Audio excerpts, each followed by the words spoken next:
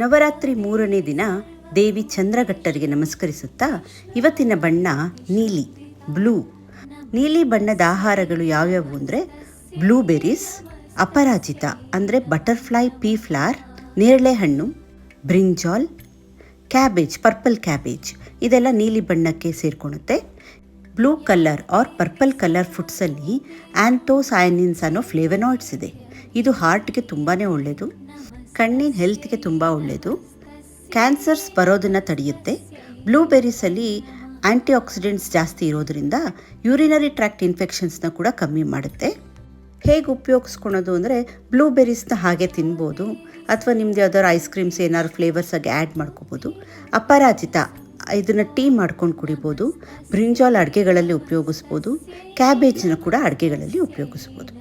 Blue colour ಫುಡ್ನ ತೊಗೊಳೋದ್ರಿಂದ cancer ಬರೋದನ್ನು ತಡೆಗಟ್ಬೋದು.